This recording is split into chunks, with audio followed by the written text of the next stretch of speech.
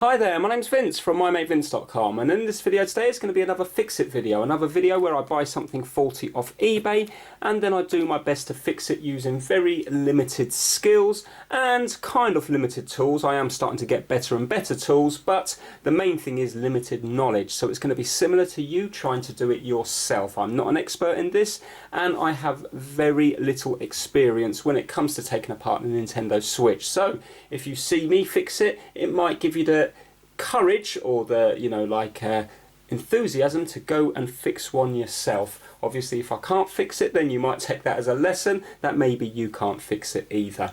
Now, so just bear that in mind. This is not a how-to video, it's just purely for entertainment to see how I go about fixing things with no previous knowledge. Now, I have bought a Nintendo Switch a few weeks ago and tried to fix it. That was one of my videos, and unfortunately it went very badly because it turns out the Switch was bricked and it needed a replacement chip, and at this moment in time I'm still not skilled enough to do that. So that was a big waste of money, but still it was a learning experience and it got me used to taking a Nintendo Switch apart. Main thing is that a lot of you guys liked it, got quite a few views and quite a lot of thumbs up, so it looks like a lot of you are interested in buying second-hand broken switches and seeing if it's fixable or not. Now because of that I've actually gone out and I've bought two more. Now these are not cheap, it's never cheap when you buy a Nintendo Switch because they're current and they're in demand. So, you know, again, it's going to be a risk. I spent £160 before and it didn't work. This time I spent, I can't remember, I'm going to show you in a minute. I think one of them was 90 something pound and one was 100 and something pounds. But the good news is they don't look to be problems with the actual chip. One of them looks to be like it was like run over, or I don't know, it looks very badly bent up. Not quite sure how it would get so bent. And the other one has the Joy-Con straps ripped off the side. So what I'm going to do is to make the video so it's not going to be hours long, I'm going to break it down into two parts, a part one and a part two. And whichever one I pull out on top will be the part one. Now this has been opened before, not by me. This was delivered to my neighbour and they opened that up for me, but anyway, they've given it to me. Obviously it was a mistake, so I'm going to go with this one. I don't know whether this is the one with the faulty Joy-Con straps or the one that's been run over. I say run over, it's badly bent, I don't know what's happened to it. So this one's going to be part one and this one's going to be part two. So I'm going to show you this one and then we'll see, I'll show you the eBay listing for this one and show you what I paid for it. Right, so okay, so this is the one that is all bent up. Look, that is really badly bent, isn't it? Look at it. Right, so the reason I got this is because I'm hopefully going to be able to use my case from my faulty Nintendo Switch that I broke before. I'm hoping that the motherboard is not bent because this is really very badly bent.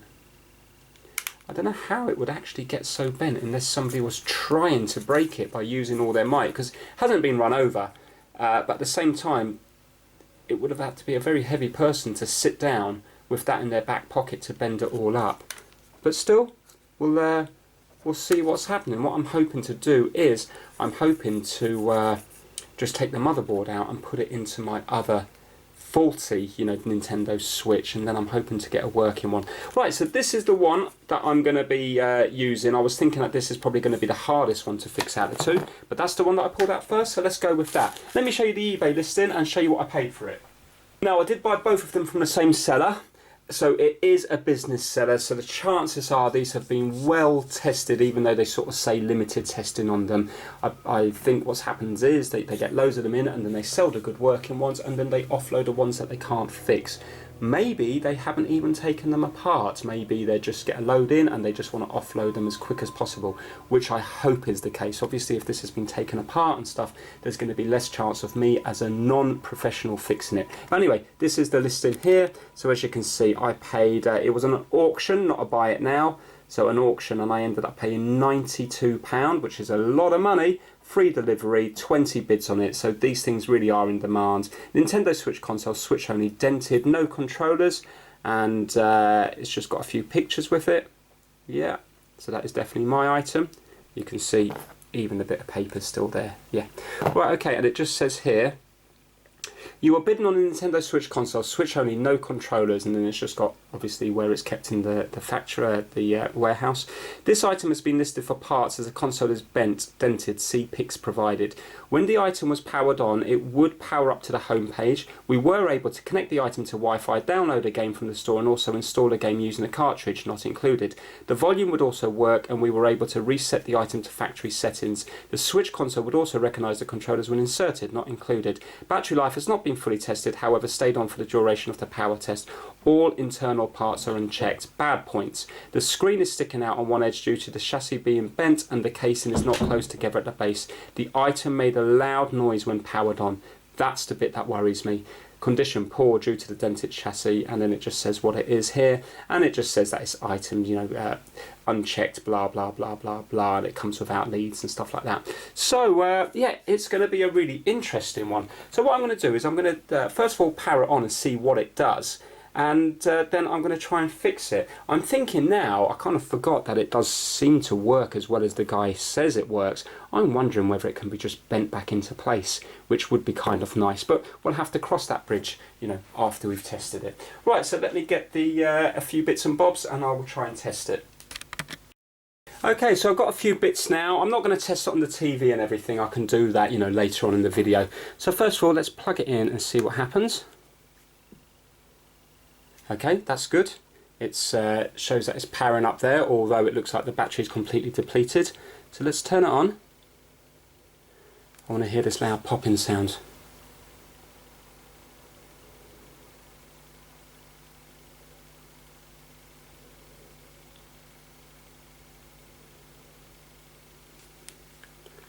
I think the battery might be completely depleted because it's not turning on.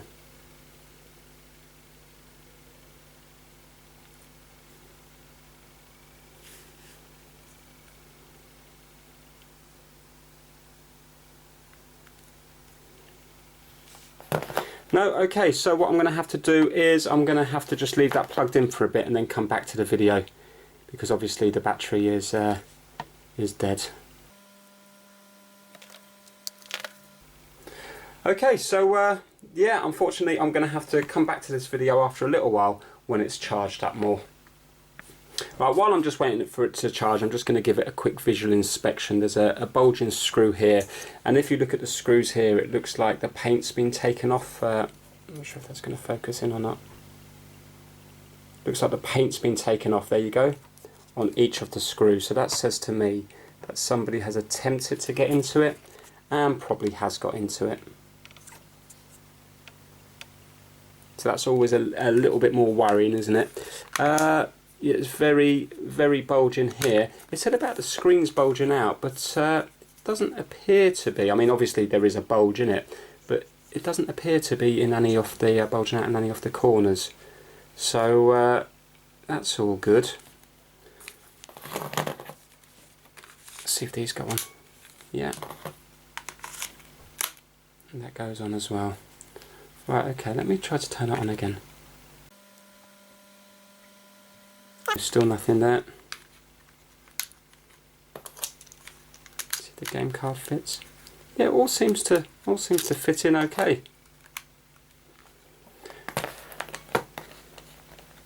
Right, okay, so like I said earlier, I'm going to come back to it now when it's charged up more. Okay, so about an hour's passed now, so let's see if it will turn on now. Oh yes, it has. It's gone to this. Right, okay. Is it English? I didn't get to hear whether it made that noise or not because I wasn't watching this when it was charging. Right, it's just going to make me do the initial setup, so I'm going to go ahead and do that. I'm trying to wonder if this is making noise. Yeah, it is. I can hear. There.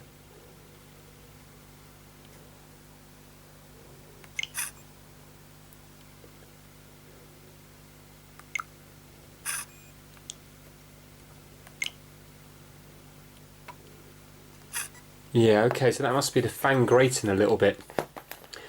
Right, okay, should I set this up now or should I take it apart? I think I will go through with the setup and then I'll see if it turns on and off and check the battery life and stuff like that. So let me come back to this just when it's actually done.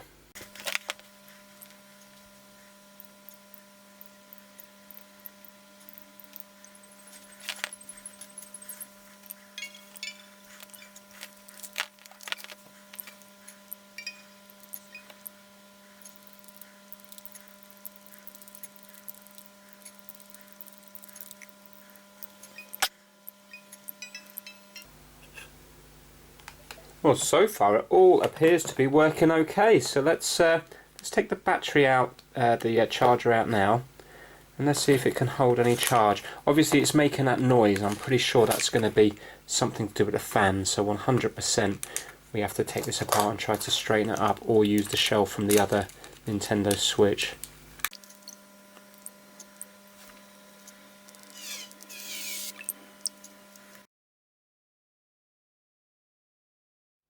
Yeah, I'm happy that that's working all right. Right, okay, I also just need to check the... I wonder if I should try and do an SD card. Let me see if I can do an SD card on it. A micro SD card has been inserted. Right, okay, so let's just do that later because I don't actually want to format it on it. So it does look like it is working, so let me fully turn it off now. Actually, I need to exit this game. Sorry, hold on.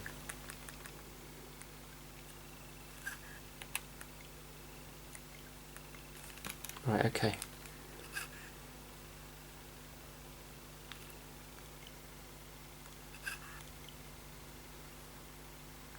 Yeah, that's all good. So let's take that one out. Turn it back on. I'm just going to quickly test the touch screen.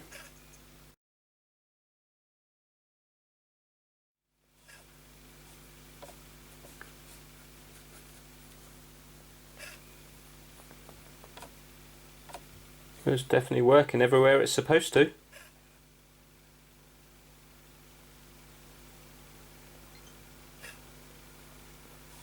And it's updated the download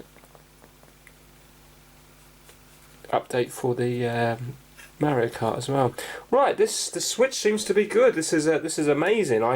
I thought, you know, coming from a business seller on eBay, I thought I was going to be ripped off, but I'm not. I'm really happy with this. So what I'm going to do is take it apart, try to straighten it up, and get rid of that sound that happens every few seconds. If you listen, there's one. There's another. There, so it seems to be every however many seconds. I didn't time it, maybe 5 or 10 seconds or something. Right, okay, so I'm going to turn this off and then I'm going to take it apart and hopefully we will get this one working. I might not even need to change any parts on it.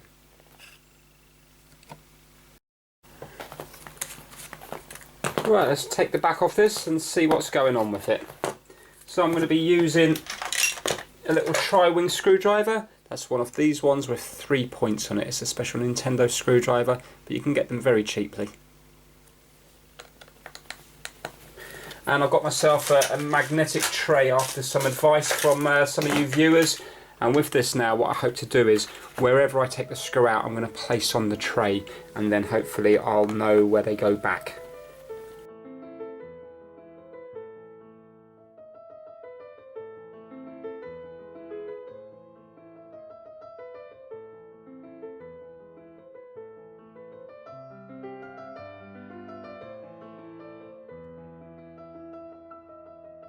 Strange on these ones is that the serial number's been taken off them, and I seen that was written in the descriptions of it, and I don't know why you would have to peel the serial number off. It seems that all of these being sold have no serial number. I have to check on the next one that I got from this seller, but maybe I'm wondering if they're maybe if these are returns to Nintendo, would Nintendo then pass them on to someone else to get rid of them? Or do you reckon Nintendo recycle the parts themselves? Or do they just, you know, maybe they can't take the risk of sending out something that's faulty because of the reputation, so maybe they just offload them off to a recycler who should be dismantling them, you know, in a safe, environmental way, and maybe they end up on eBay, and that's why the serial numbers have been taken off. Because it is strange. I mean, it doesn't bother me, but it's strange how the serial numbers have been taken off. And this is some kind of insurance thing, or I don't know. Right, I forgot there's two ones down the bottom here as well. What I mean by insurance is, like, you know, let's say for example if they were sold and then stolen and then found again, or I don't know, there seems to be too many of them for sale for that.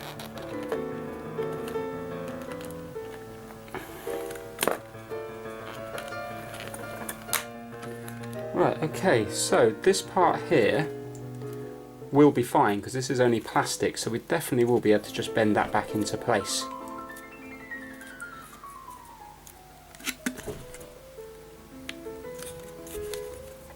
Good thing about it is if you go onto Google, there is actually quite a few companies doing spares on this. I can see that one of these bits has been taken off, so one of these bits have snapped.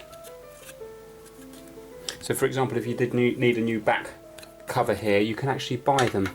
So that's good to know. Right, okay. This doesn't look... It looks very clean, which suggests that it has been apart before, because there's no dirt on that at all. Either that or it hasn't been used. Right, okay. Let's dismantle it and try to straighten it up as we go along. So I'm just going to take off this little SD card thing. Now for these parts, I'm not going to put them onto the tray because I don't want any. This is magnetic, and I'm sure it's not going to matter on the SD card reader, but I don't want to affect anything, so I'm just going to keep them well away from the magnetic tray. I'll just keep that for screws only.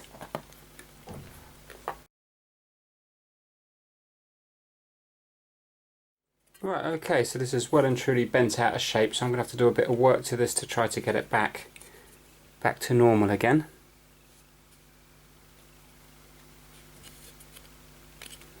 But I should be able to bend that. What I'm going to do is, to make sure I get it right, I'm going to compare it to the one that I've taken off my faulty switch, then hopefully I'll be able to get the bends in all the right places.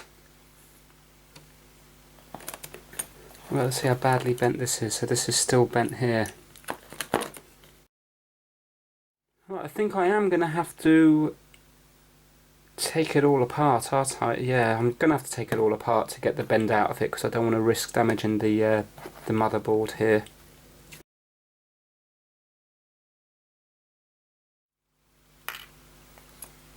Now listen here, you can hear that. Right. That was a noise we heard earlier. If you listen to this.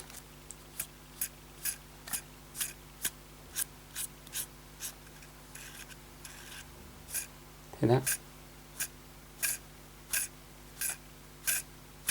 So I'm hoping that's just where the plastic fins are hitting against this, rather than the faulty bearing in there.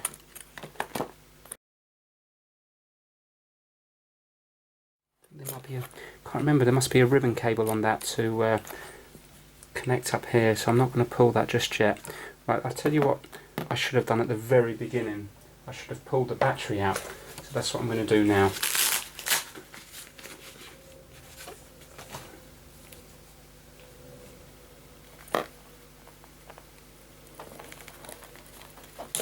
There we go. That was the first thing I should have done, you see, that's why you can tell I'm an amateur. Good news is the battery doesn't look bulged or bent or anything, so that should be okay. Basically I'm just going to dismantle everything now.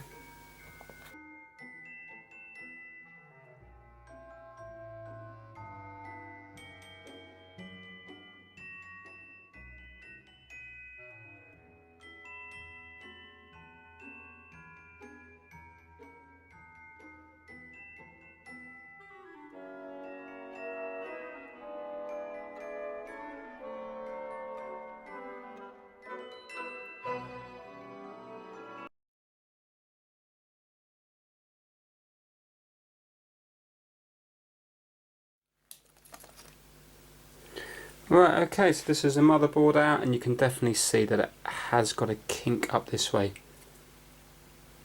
I'm not sure how easy that's going to be to straighten out.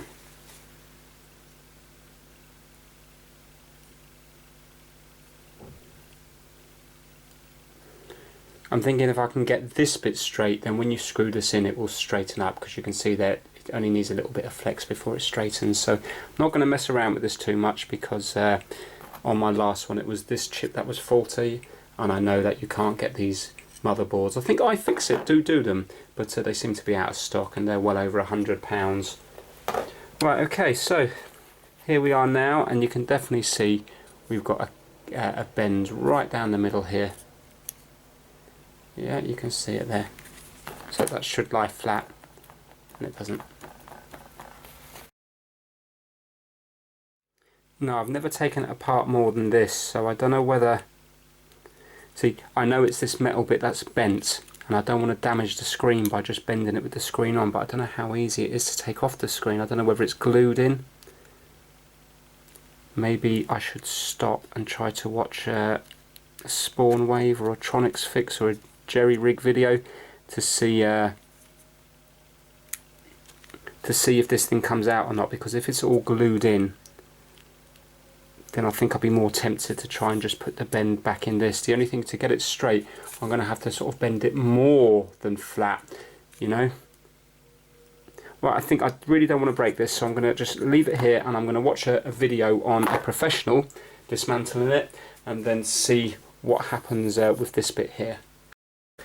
Okay, so I watched a really good video by Steve from Tronics Fix, and yeah, basically it's not that easy to do. Just notice that there's a bit of plastic there. That was a plastic bit that was broken for, you know, the screws at the bottom. Yeah, basically what you have to do is, obviously you need to watch the video yourself. It's funny that I was trying to get that out earlier, it wouldn't come, and now you just turn it upside down, it drops out.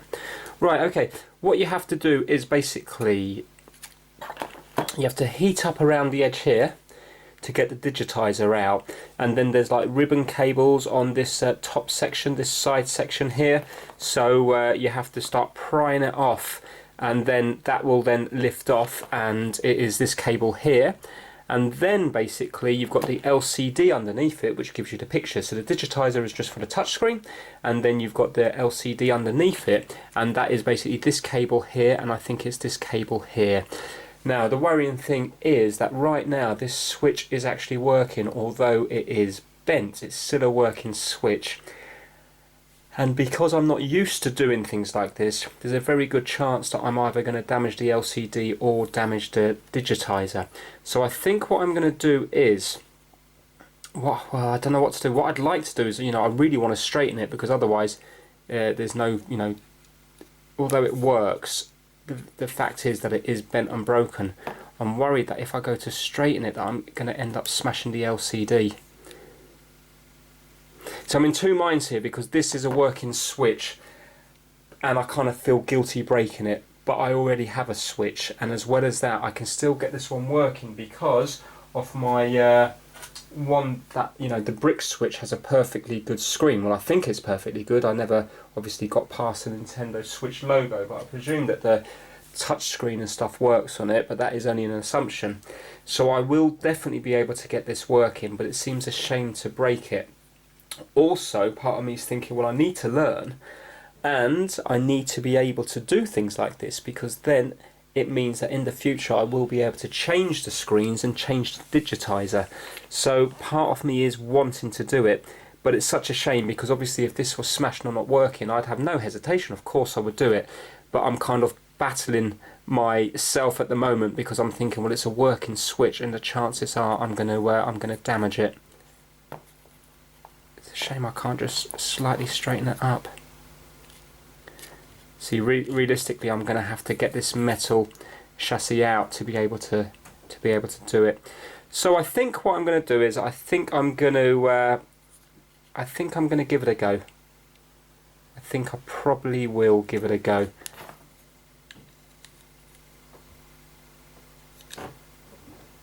So I'm wondering if I can leave the battery in there, because again, taking a battery out, there's a chance that I'm going to damage it, because it's like soft, it's not a rock hard shell, so it's kind of slightly flexible.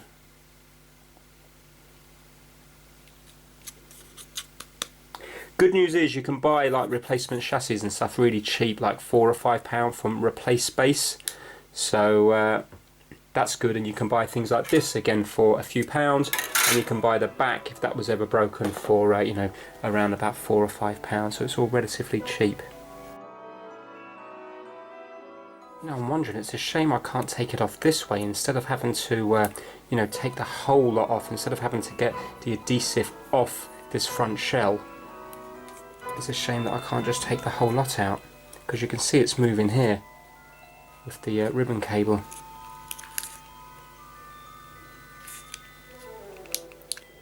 Wonder if that is an option.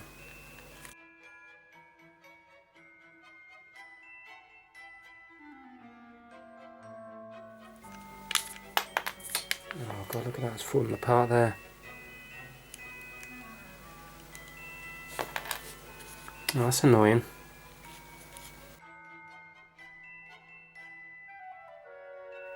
I'm thinking, see, there's quite a bit of damage even here. This bit here is damaged as well, so everything towards the middle section is kind of damaged. So I'm thinking that it probably will need a new front shell, because otherwise it's still going to look like a really beat up switch. Well, okay, enough delaying, I'm going to go for it.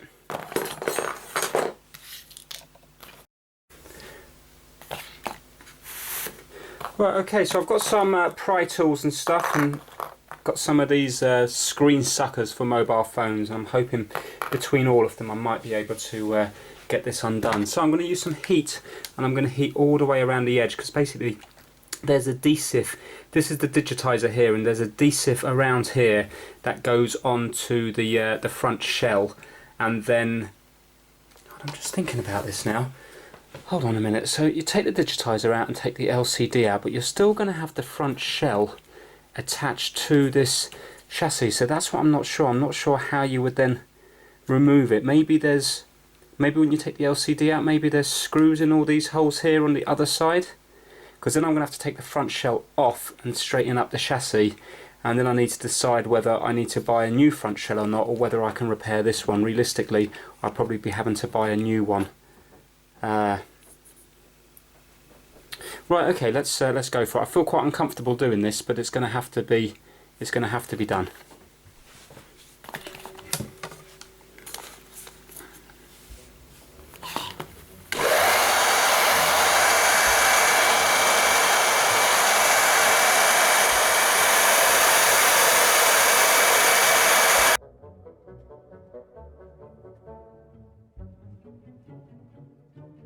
Right, so I'm just going to start off.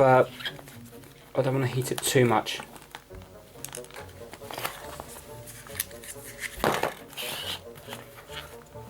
So it's this corner that I need to do last, because that's where the ribbon cable is. So the opposite corner than the power button and the volume button, the opposite corner here.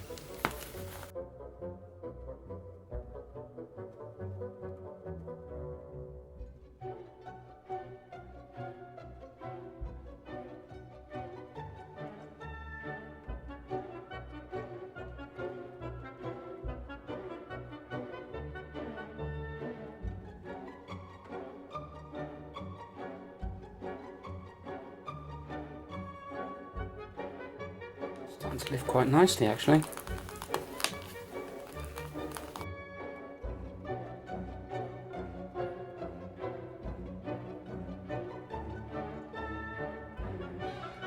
Be really careful this side, because this is where the ribbon cable is.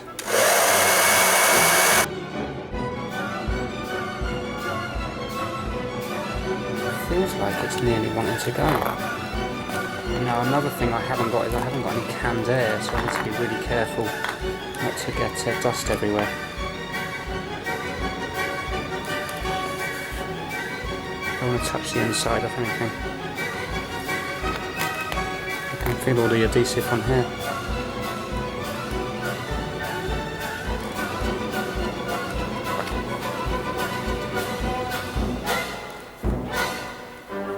I'm just going to free up the ribbon cable here. It's this one up the top, this one here.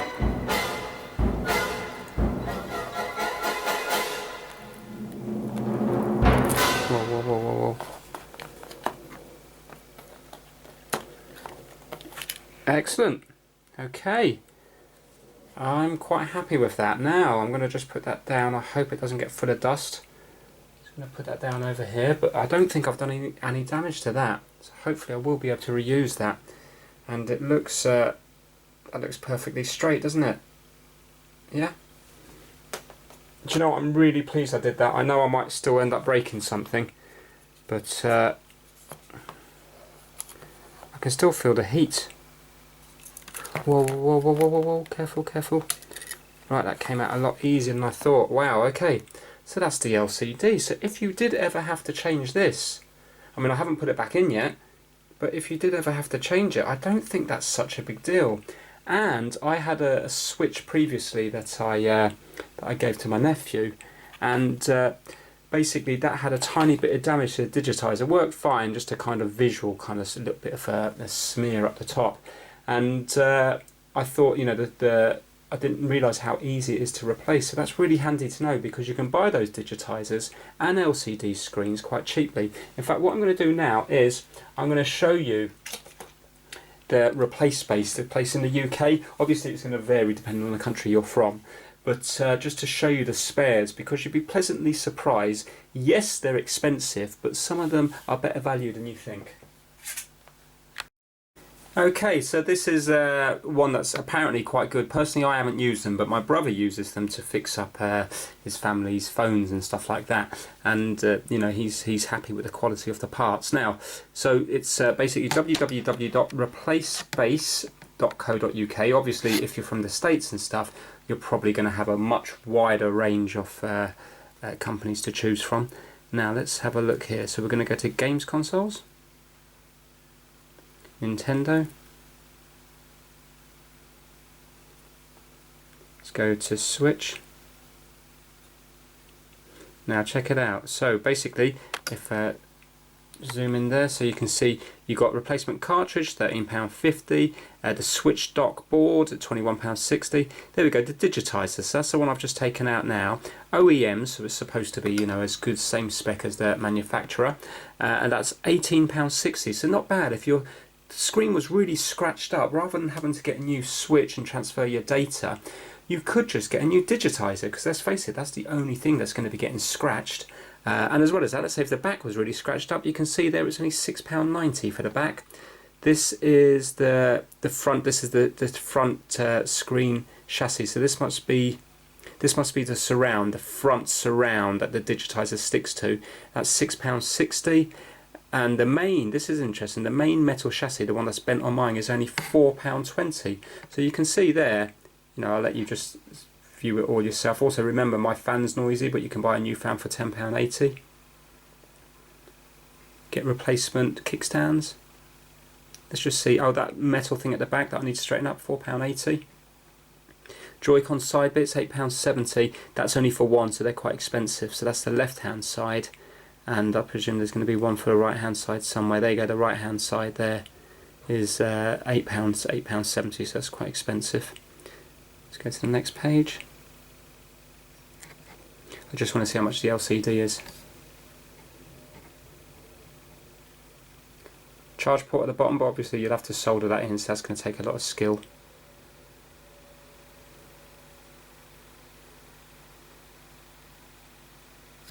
New screws. And there we go, you see the LCD down the bottom. So it's expensive, it's £39.90. But if you were to ever smash it, you know, it's not the end of the world. And now, do you know, I'm so happy I've done that, because to me now, I don't think I could have just got lucky, but I don't think that was that hard. And I'd be quite happy to do it again. Obviously I haven't put it back together yet, and I might make a mistake. Also, the LCD screen came out very quickly, a lot quicker than I thought. I thought it would be kind of stuck in a bit, but it wasn't. So there's a chance you could break the ribbon cable as you do that. But yeah, it seems to be okay. What I should have is some compressed air, you know, a can of air, because I've got no way to blow out the dust. So what I'm going to do now is I'm going to undo these screws here, and then hopefully I'll be able to take this front one off, and then I'm hoping I'll be able to get to the metal chassis behind.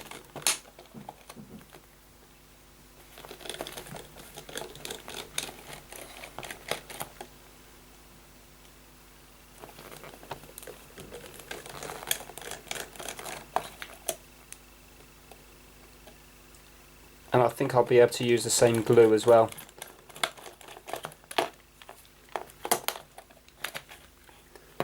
Right, okay, just need to take that out. There we go. So, again, this isn't really bent. It's the metal chassis that's bending up everything. This is damaged, but I might be able to fix that up. So this is what we need to bend back into place. And worst case scenario, you can buy these for under £5 anyway. Obviously you need to pay for postage, but very good value really for a new product. Well, I'm hopefully just going to be able to leave these ribbon cables in, and now I don't have to worry about my LCD or anything smashing, so I can be quite brutal with this.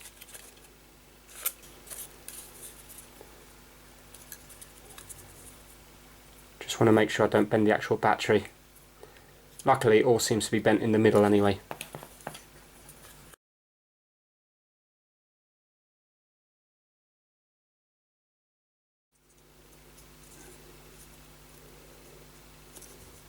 Just going to try to neaten this up a bit, because if I can get this, if I can reuse this, I would prefer it.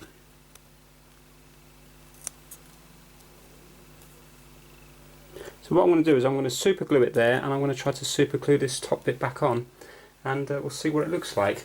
Right, okay, now as far as this is concerned, I think we're nearly there. So if I rest that against there, you can see it seems pretty flat now, look.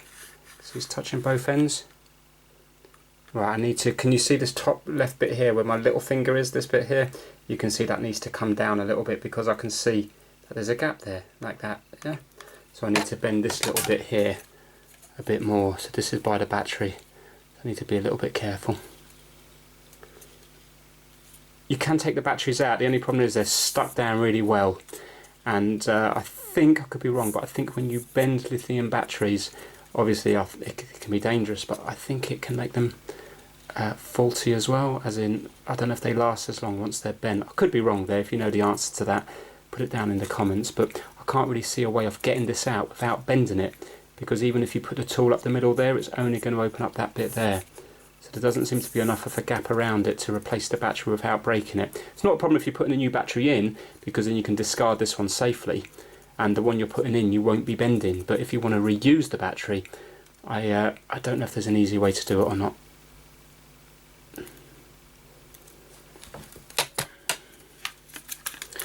I'm just using a ruler because it's a straight edge. You can see I'm nearly there now, about 1 millimetre.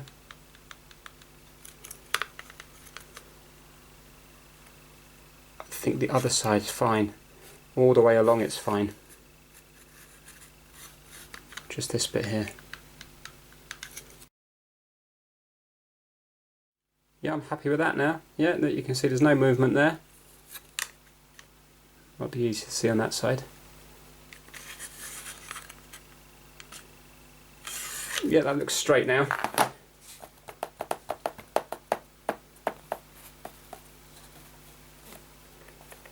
Yeah, that's good. Right, okay, so I'm going to have to try and put it back together now, but before I do that, I'm going to concentrate on trying to super glue this back together. Now, if you're wondering where you get these tools from, basically, if you just go onto eBay or Amazon, you can get them really cheaply. I'm not saying these are good quality, these were just real cheap ones. I got one set when I got the screen replacement for my iPhone 6s, and if you just look up mobile phone screen repair tools, something like that, then normally what you will get is a couple of screwdrivers, a couple of these, and one of these in the packet as well. And they're only a few pound, they're very cheap. Right, I'm going to get some super glue. Right, so I'm going to use some super glue, and I'm going to use a little needle just to dot the bits that need super gluing. So this is like a gel, so hopefully it will stay nice and neat.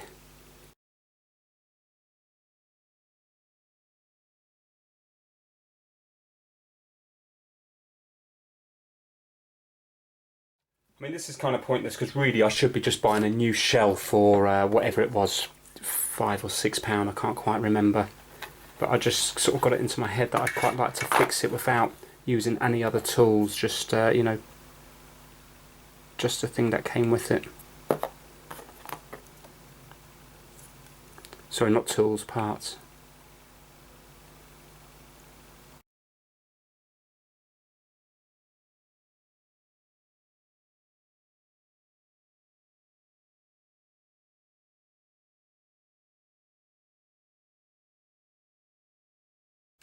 Right, okay, so I've got it back together now. I'm happy with the bottom. I'm not happy with the top because what's happened is it's kind of melted. You know, the super glue's kind of melted the plastic. So although it is in shape, you can see it's just full of fingerprints and everywhere.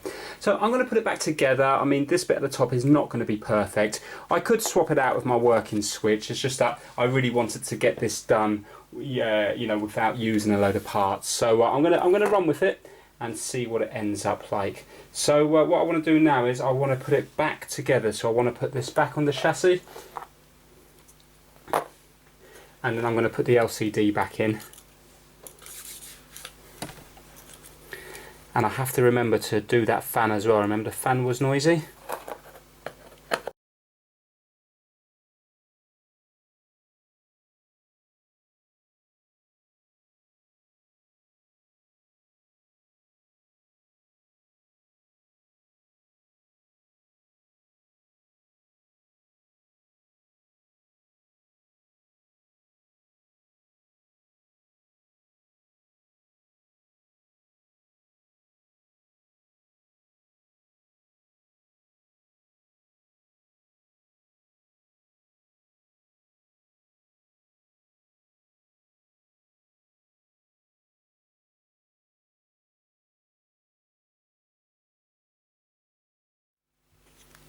Well, it's certainly gone back in okay. And again, it looks nice and flat now. Right, okay, let's start putting this, well, now I need to deal with the fan, and I also need to bend this back into place as well. So the fan. Right, I can see what's happened with the fan. There's a bend in it right here. Can you see there? You can see a little crease here. That's what's happening. Right, I'm hoping I can just take that off there. There we go. Right, so this part should be okay because this is just a heat sink. Just need to strain it up a bit. I'd love to know what happened to this switch. Would it be possible to get bent up like that by sitting down in your back pocket? Not sure. Right, well, this should be an easy one. I'm just going to use some tweezers and just bend that back up to make this top bit nice and flat. So you can see how much it's out.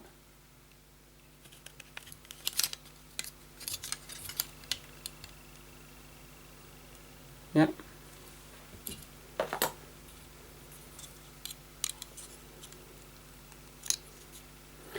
I tell you what, this gives me a lot of hope for my second switch. I really do think that this eBay seller is 100% genuine because it was exactly as described, and I don't really think that there's been any attempt to fix it. So maybe they can make just enough money, or you know, more money time wise, to just get them in, probably very cheaply, and then take the serial numbers off them. I'm not sure if they do that or someone else, and then just sell them on for spares or repair, which is ideal for normal customers because then you can fix up your switch, you know, more easily than sending it. I don't know what Nintendo would charge, whether there's a set fee with Nintendo or they charge for the amount of work needed. You know, maybe they only charge 150 no matter what's wrong with the switch, or is it just you know, the more that's wrong the more they charge. I'm not too sure.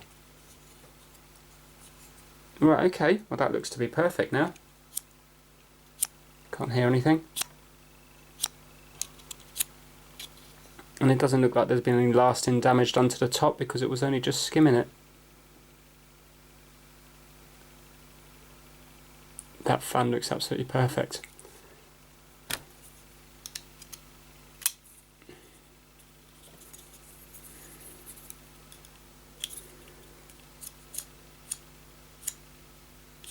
Yeah, happy with that.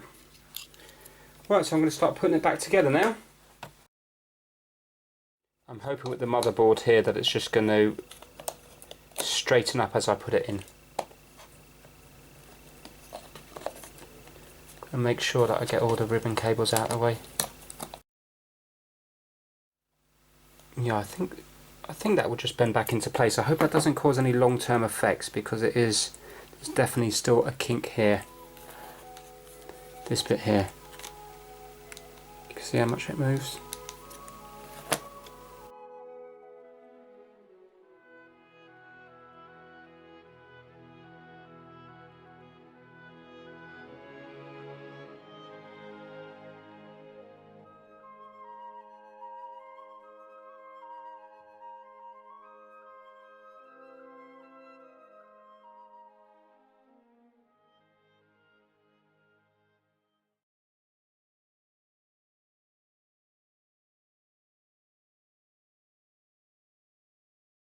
Right, okay, we've got a problem. If you have a look here, you see this little antenna here, it should go on to this bit here, but there's no like gold little ring for it to clip into. Now I've had a look at the back of this and it doesn't appear to be on here, and if I compare it to the broken switch, you know, the one that was bricked, you can clearly see on this one there's a where is it? There's a gold ring here. There. So I don't know when that came off, because the underneath of this one and the other one look exactly the same. I thought it might have been left on this one, but it looks exactly the same. So I think what I'm going to have to do is, I think I'm going to have to watch back the video and see what happened when I took this one off, because if you have a look underneath here,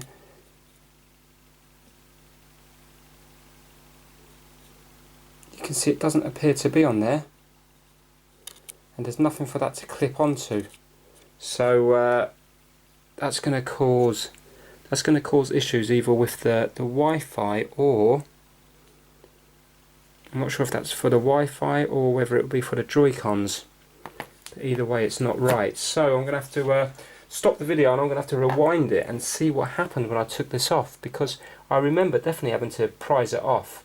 So if I had to prise it off, it must have been on there, otherwise it would have just been flapping around. So I'll come back to this in a bit.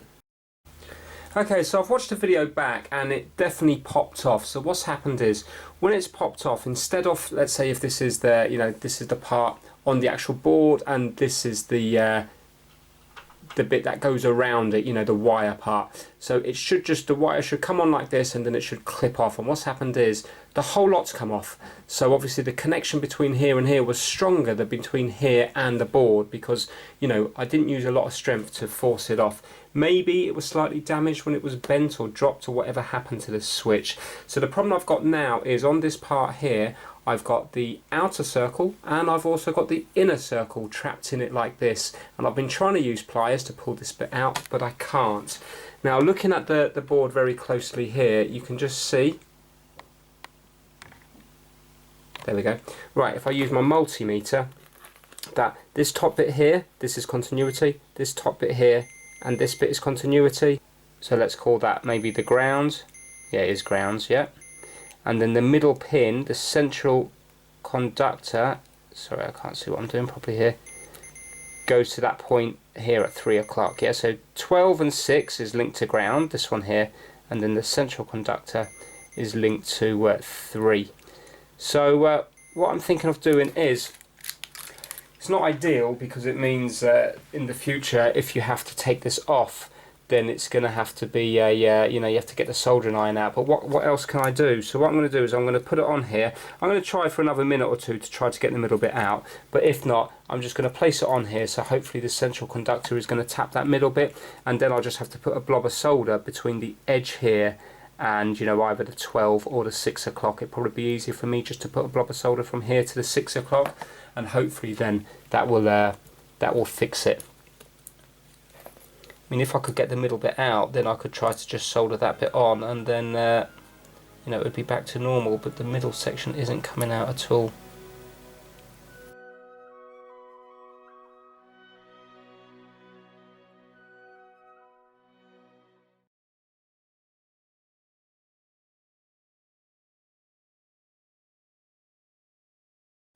Okay, so I've got the soldering iron up to 300. I'm going to put some flux on here now, and I'm hoping that it will stick. There's quite a lot of solder already on this connector here, so I'm hoping when I heat it up that it will go down onto it. Right, okay, so you can see from that fast forward clip there that I struggled and I failed to solder this here. So I did my best, but the problem is it's so small, it just wasn't sticking to the solder pad, and just more and more solder was building up on this bit here. As you can see on the end here, there's a big blob of solder, and every time I heated it up, even with flux, it just didn't drop down. Well, it would drop down, but then what would happen is it just wouldn't stick.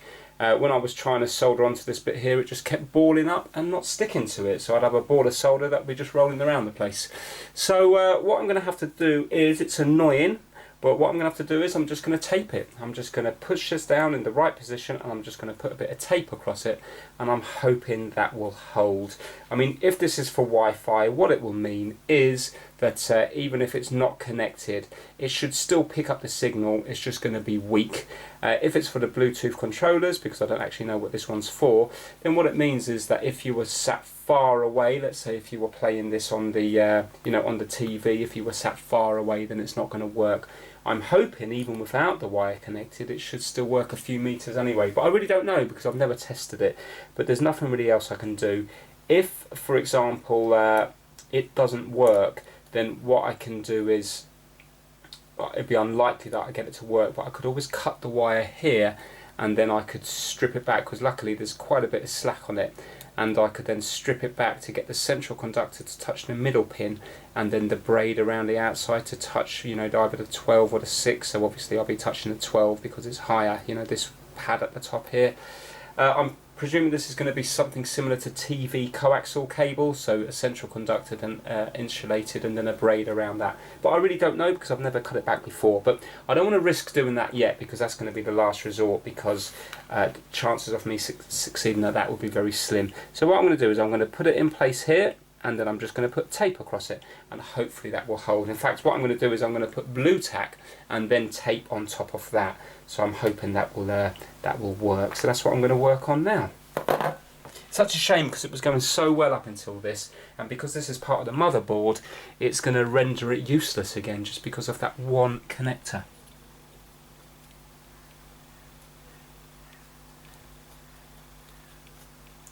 Obviously it wouldn't render it useless if you had this part on the board here, then it would be fixable, but you know, I don't know what that part is, and again, my soldering skills, I don't think it would be up to it. You know, maybe if I was to mask everything off, I'd be able to get it on the using the heat, you know, the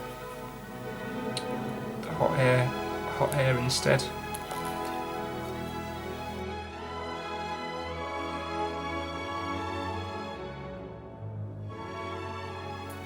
Well, that appears to be in the correct position. I can't test the central conductor. I'm just going to test to see if the central conductor, you know, the pad on the side is grounding, and it's not.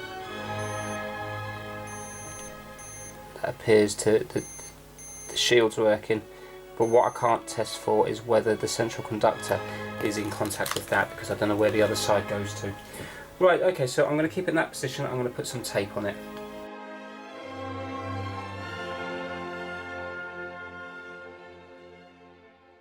Okay, so I've covered that in that cloth tape, and it appears to be, or fibre tape, whatever it's called, it appears to be holding. So I'm just going to see if I can, I believe there's a bit of a bare wire up here, so I'm just going to see if I can reach in.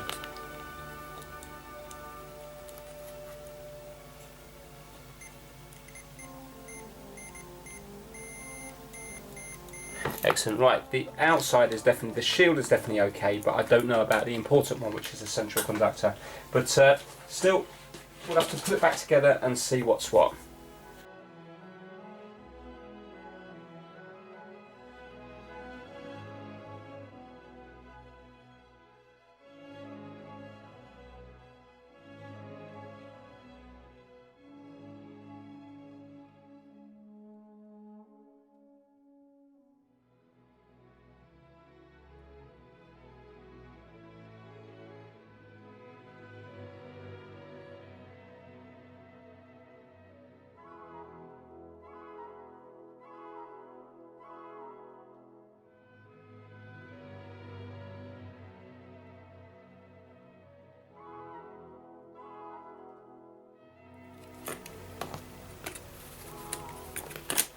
Right, so I'm happy with that.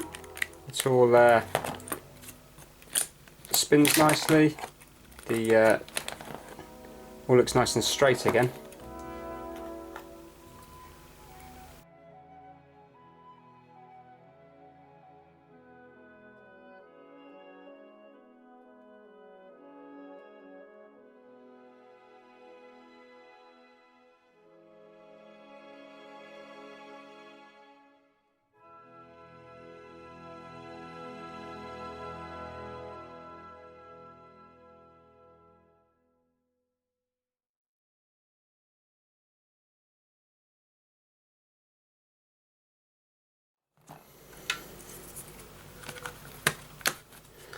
Right, okay, so we've done it. There's only one screw left over, and that's the one from this bottom bit here, because it didn't, that bit of black plastic didn't stick.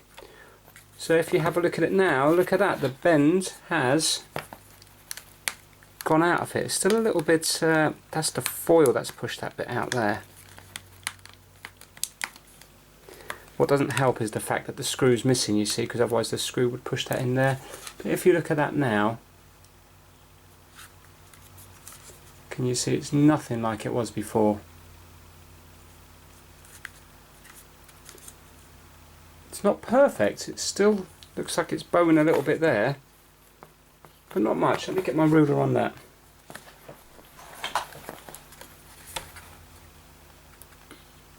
Yeah, it's a little bit out still.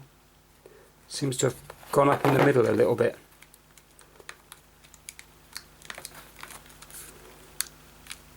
This side is this side is good here. Yeah, so it's just down the bottom there. You can see it's about just over 1 millimetre, maybe 1 or 2 mil, 1 or 2 mil out at the bottom.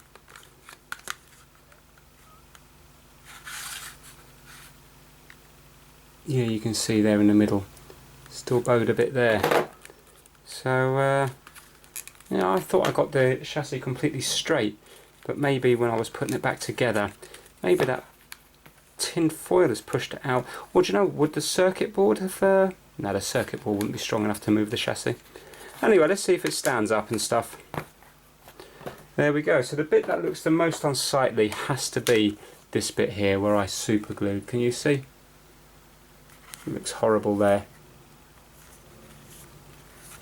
Yeah, there you go. So it's all bunched up. So that needs to be clipped in there. So in hindsight, I should have used a new front chassis, or I should have taken it off my broken switch, because that one there was only whatever it was, £5 or £6. I can't remember from Replace Base, so it was pretty cheap. Anyway, let's see if it's working, and most importantly, let's see if the Wi-Fi works, or the Bluetooth, whatever that wire is. So that's a good sign. The screen appears to be working. Excellent. Okay, so I haven't bricked it. It's gone off that bit there. Brilliant. Touchscreen's working. Let's do the volume. Yeah, that's working.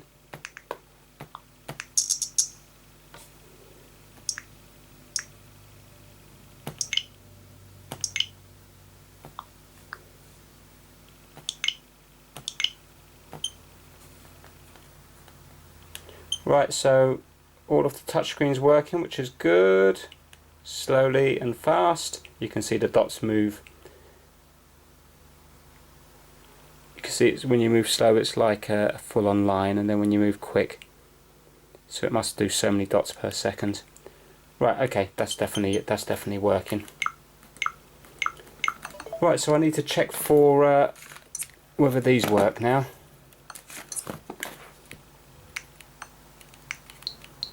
Yeah. Yeah, that works. So let's do it from a decent distance. So I've got my controllers now. I'm going to put them back to the other side of the room. I'm probably around about 7 foot away from it. That's the right one. That's the left one. Right, so that appears to be working. Right, now let's check the Wi-Fi. Actually, it says it's already connected from earlier on. So let's go to. Well, Nintendo eShop's not going to allow me to do it because I haven't set up a thing. But yeah, I can see the Wi-Fi signal there. So I'm just going to do a quick speed test. I have to do this off camera because otherwise it will bring up my IP address. So I can't show you it, but I can just show you the bottom little bit with the actual speed. Right, if you have a look, there you go. 32 down and 9.4 up. So the internet's definitely working. Right, okay, so what I'm going to do is I'm going to give this a nice good clean up now, and then I'm going to show you when it's all finished, and also I'm going to test it on the TV and stuff like that, make sure it's all working. Okay, so I've been messing around with it and it all seems to be just fine. Headphone jack, everything appears to work in it. So if I plug the headphones in there, you see it. I've got the symbol up the top, and if I hold down the home button, you can see I can adjust brightness. That's all working. Again, headphones, and obviously the Pro controller's working as well. So yeah, all appears to be good. And I've cleaned the screen up as well, and it's come up absolutely lovely. There doesn't appear to be any major scratches or anything. I have got a tiny little hair, just where was it now? Somewhere along here. You can't really see it. Let me turn the screen off, and you'll see it. There you go. That bit there, but that's on the inside, so that must have stuck to a bit of adhesive, and there's nothing I can do about that now unless I was to take the screen off again, but you can't see that when it's on. But that's why it's important to use the compressed air and make sure you don't get any fingerprints anywhere. So the last thing to try now is plugging it into the dock. So I've got my dock up here connected to my TV, so let's make sure that I'm on the correct HDMIs. That's number one.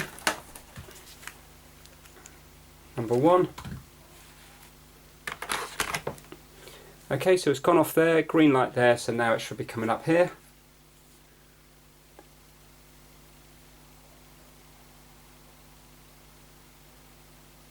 Which it's not. Hold on. Right, it comes on here, it's definitely turning off here.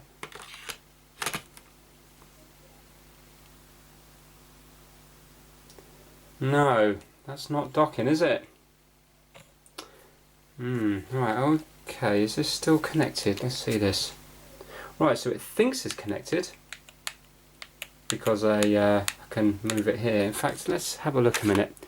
Right, so we're here at the moment, and I'm going to move it along 2. Right, so it's gone off there. 1, 2. Now let's take it out and see if it's 2 along.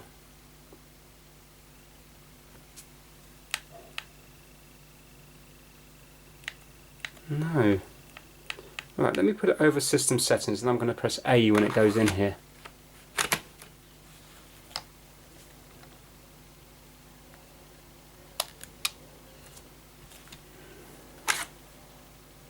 Yeah.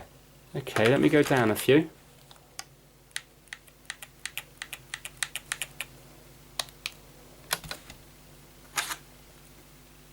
Yeah, flight mode. So it does think that it thinks it's connecting, but it's not. Let me just make sure the dock's working and also the HDMI is working. I'm just going to use my switch.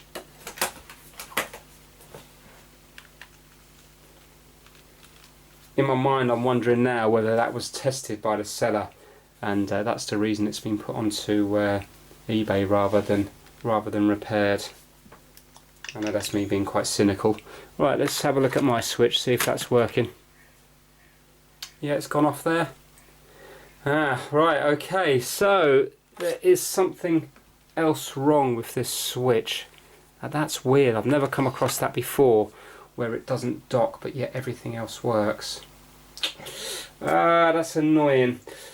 Right, well I think this video is long enough as it is. So as it stands, the switch is working fine in handheld mode, and as far as I know the internet's working, Bluetooth, the controllers are working, additional controllers are working, headphone jack. Haven't tested the microphone on it because I haven't got Fortnite on it, but everything appears to be working fine. Capture taken. Unable to take a video right now, so it's all working fine. The only thing that's not working is when you connect it to the TV, which is quite a big deal. So I think that's going to have to be one for another video, because otherwise this video will go on for another few hours. So I need to do a bit of research to find out what could be causing that. I'm not sure. Let me just quickly try another dock while I'm here, just in case it's some weird compatibility issue. It shouldn't be. I'm just going to try a portable dock. I know these have been rumoured to be brick and switches, but let's just give it a quick go.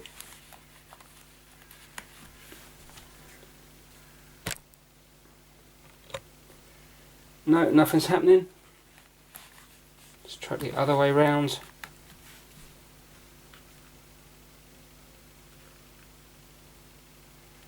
No, nothing's happening there, so let's try that same one in here.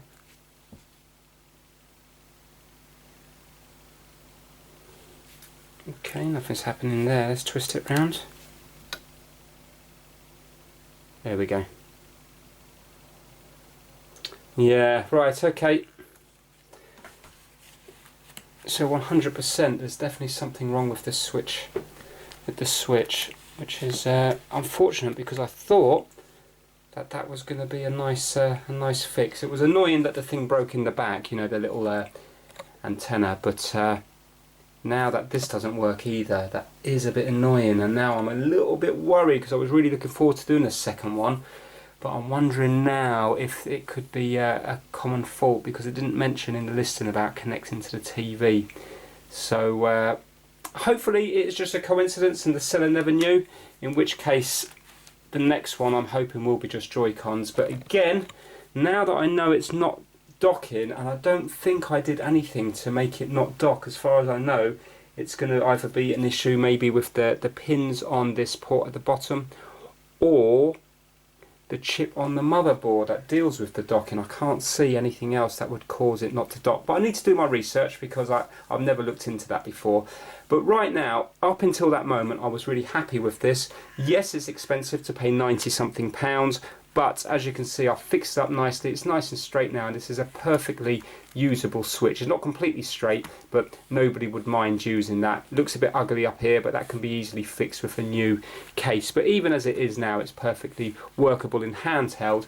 But the very fact you can't dock it takes away a lot of enjoyment, and takes away really what the switch is about, because now it is just purely handheld. So in this instance, was it worth doing? No, not at all, because 90 something pound for a switch that can't be docked isn't really good value, I would say, in my opinion. So it's not useless, because obviously it's still got huge uses as a handheld device, but bit disappointed about that. So that's going to be another video, whether or not I can fix the fact that it's not docking. But yeah. But up until that point I was really pleased, because now I'm happy that I can do the digitizer and the LCD screen, and I feel quite confident. I'm glad I didn't bottle it. I'm glad I went with it. In hindsight now, I wish I had checked the docking issue before taking it apart, because there's a small part of me that thinks, is it something that I've done? But I can't see anything that I did today you know, making it unable to dock, so it definitely wouldn't be that antenna. So yeah, okay, so that's it for part 1 of this video. Please keep your eye out for part 2. It'd be interesting to see whether the second one does dock or not. Hopefully it will do, and hopefully it's just an issue with the Joy-Con rails. So please keep your eyes peeled for that. Hopefully I'll get that video done tomorrow and then uploaded, you know, shortly after this one. Okay, so if you liked it, please give it a thumbs up, and please subscribe for more how-to videos. Take care, bye now.